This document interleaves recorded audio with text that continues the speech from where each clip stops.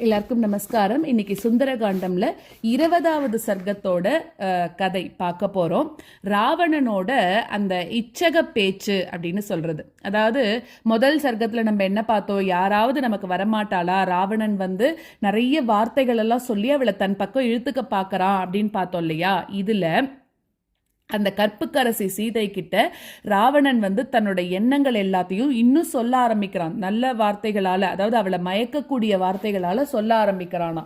யானை துதிக்கை மாதிரி நல்ல அழகான தொடைகளோட நீ இருக்க, என்ன பார்த்த உடனே நீ வந்து உன்னோட நகில்களையும் வயிற்றையும் ஏன் நீ மறைச்சிக்கிற?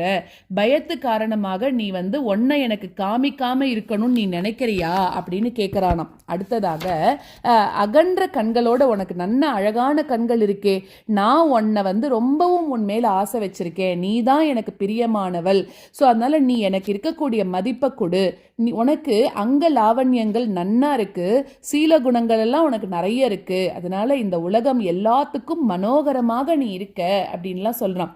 இங்க பாரு, என்னை தவிர வேறு மனிதர்களோ அரக்கர்களோ விரும்பியபடி உருவத்தை வந்து ஏத்துக்கக்கூடியவா வந்து யாருமே இங்க இல்லை.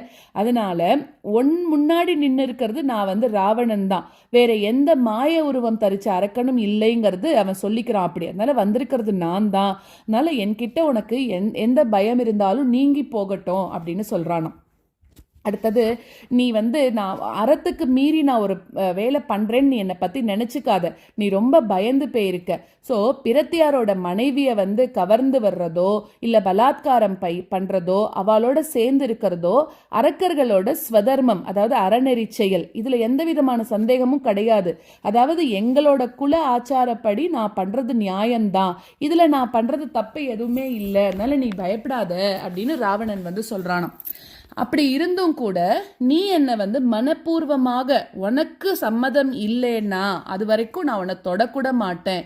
அதனால என்ன, காமதேவன் வந்து வேண்டிய மட்டும் என்னோட உடம்ப வந்து பாடா படுத்தட்டும், அது வரைக்கும் என்கிட்ட இருக்கக்கூடிய ஆசை வளர்ந்துட்டே இருக்கட்டும், அதை பத்தி எனக்கு கவலை இல்லை அப்படின்னு சொல்றான். பாரு, இங்கே உனக்கு எந்த பயமும் இல்லை, என்கிட்ட நீ நம்பிக்கை வச்சுக்கோ, என்கிட்ட உன்னோட உண்மையான அன்பை கொடு, இப்ப இருக்கிற மாதிரி எப்பவுமே நீ துக்கமாவே இருக்காத அப்படின்னு சொல்றானோ.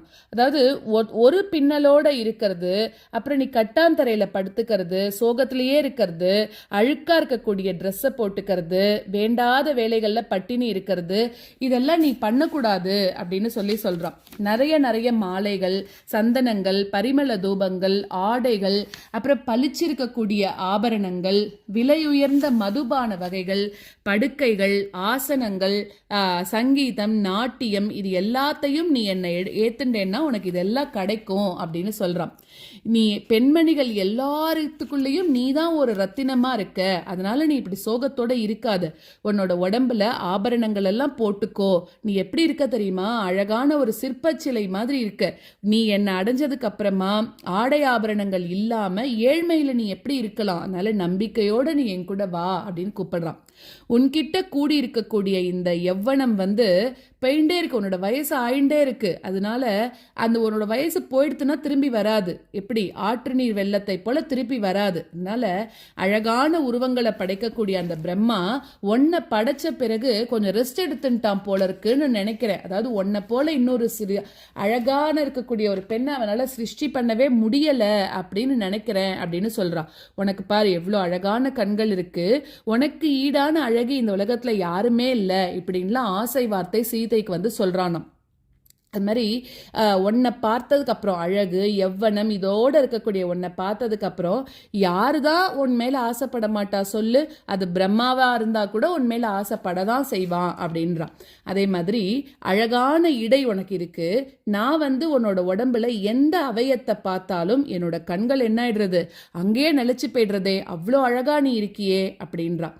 என்னோட மனைவியா நீ ஆயிடு, இந்த மன தடுமாற்றத்தை நீ விட்டுடு, என்னோட மனைவிகளாக இருக்கக்கூடிய உத்தம ஸ்திரீகள் எல்லாருக்கும் தலைமை தாங்கி நீ வேணா அவளோட பட்ட மகிழ்ச்சியாக இரு அப்படின்னு சொல்றான். நீ இப்படி பயப்படாத, உலகத்துல உயர்ந்த ரத்தினங்கள் என்னென்ன உண்டோ, அப்புறம் நான் படையெடுத்து என்னெல்லாம் எடுத்துன்னு வந்தேனோ அது எல்லாத்தையும் தவிர என்னோட ராஜ்யத்தையும் ஏன் என்னையே கூட உன்னோட காலடியில சமர்ப்பிக்கிறேன் அப்படின்னு ராவணன் சொல்றான். நிறைய நகரங்களோடு இருக்கக்கூடிய இந்த பூமண்டலம் எல்லாத்தையும் ஜெயிச்சு கொண்டு வந்து உனக்காக உன் தந்தை ஜனக மகாராஜாவுக்கு கூட நான் கொடுத்துடுறேன் அப்படிங்கிறான். இந்த உலகத்துல எனக்கு எதிராக பலம் படைச்சவன் அப்படிங்கிறது யாருமே இதுவரைக்கும் நான் பார்க்கல. என்னோட பராக்கிரமத்தை நீ பாரு, போர்கள்ல எனக்கு எதிராக நிற்கக்கூடியவன் யாருமே இல்லை அப்படிங்கிறபடி என்னோட வீரத்தையும் கூட நீ தெரிஞ்சுக்கோ, அப்புறம் நீ என்கிட்ட பயப்பட மாட்ட அப்படிங்கிறான். தேவர்கள் அசுரர்கள் எல்லாருமே என்னோட போரிட்டு எவ்வளவோ தடவை தோல்வி அடைஞ்சு என்னால அவளோட அந்த அரச கொடி மரங்கள் எல்லாமே வீழ்த்தப்பட்டு அவ என்கிட்ட சக்தி இழந்துதான் போயிருக்கா. இப்போ நீ உனக்கு ரொம்ப சிறந்த அலங்காரங்களை உனக்கு விருப்பப்படி பண்ணிக்கோ, பளபளப்பான ஆபரணங்களை உன்னோட உடம்புல போட்டுக்கோ, அலங்காரங்களோட அழகாக இருக்கக்கூடிய உன்னோட உருவத்தை நான் இன்னும் நன்னா பார்க்கறேன் அப்படின்னு சொல்றான். உனக்கு எவ்வளோ அழகான முகம் இருக்கு, நன்னா அலங்காரம் ஒப்பனை எல்லாம் பண்ணிண்டு தாராளமாக இங்க இருக்கக்கூடிய எல்லா சுக போகங்களையும் நீ அனுபவி, பயப்படாத அப்படிங்கிறா. உன்னோட இஷ்ட பிரகாரம் மது குடி, சந்தோஷமா இரு எல்லாம் சொல்றான்.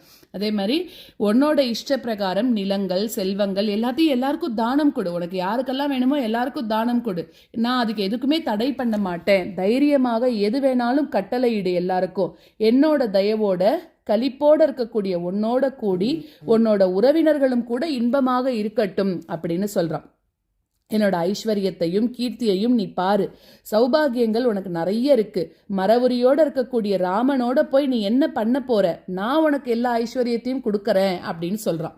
மேலும் தொடர்ந்து என்ன சொல்றான்னா, ராமன் இப்ப வெற்றி எதுவுமே இல்லாம இருந்துட்டு இருக்கான், அவன் கிட்ட ஐஸ்வர்யம்லாம் ஒண்ணுமே இல்லை, போய் காட்டுல வசிச்சுட்டு இருக்கான். அப்போ கடுமையான நியமங்கள்லாம் ஏத்துன்னு இருக்கான், கட்டாந்தரையில படுத்துக்கிறான். வாஸ்தவத்துல அவன் இப்ப உயிரோட இருக்கானான்றதே தெரியலையே, அப்புறம் ஏன் இன்னும் அவனையே நினைச்சுட்டு இருக்க அப்படிங்கிறான்.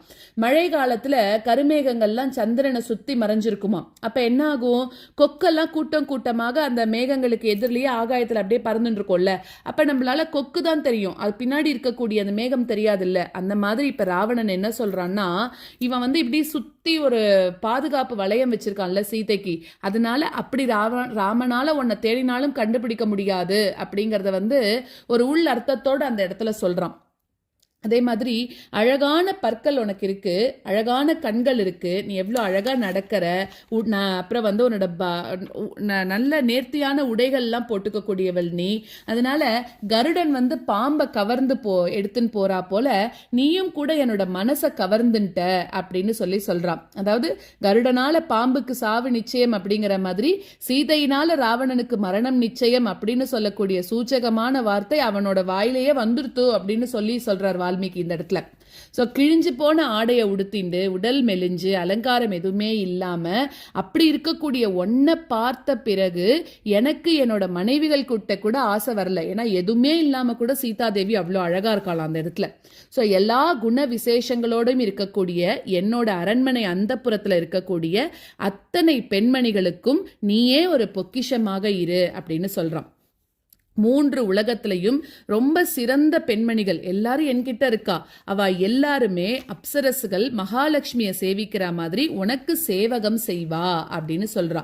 அடுத்தது உனக்கு எவ்வளவு அழகான புருவம் இருக்கு, அழகான இடை இருக்கு, குபேரன் கிட்ட என்னென்ன ரத்தினங்கள் இருக்கோ என்னென்ன பொக்கிஷங்கள் இருக்கோ அது எல்லாத்தையும் அகில உலகங்களையும் கூட நான் உனக்கே கொடுத்துடுறேன், அது எல்லாத்தையும் என்னையும் சேர்த்து வேணுன்ற அளவுக்கு நன்னா அனுபவி இப்படின்லாம் நிறைய ஆசை வார்த்தை சொல்றான் ராவணன். ஆனா சீதாதேவி அவ ஒரு வார்த்தைக்கு கூட அசைஞ்சு கொடுக்கவே இல்லையா.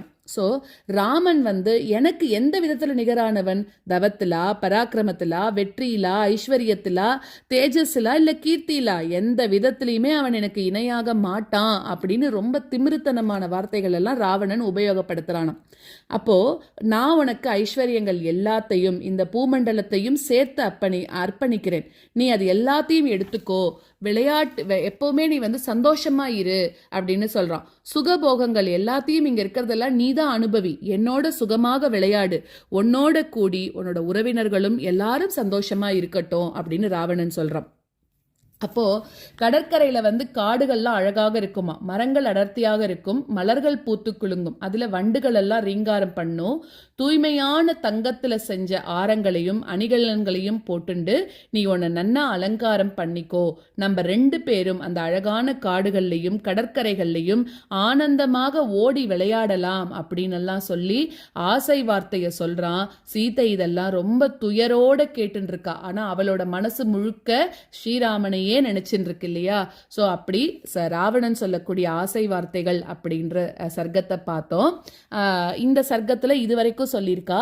அடுத்த சர்க்கத்துல சீதாதேவி வந்து ராவணனை வந்து திரஸ்கரித்தல் அப்படின்றத வந்து 21வது சர்க்கத்துல அடுத்த வீடியோல பார்க்கலாம்.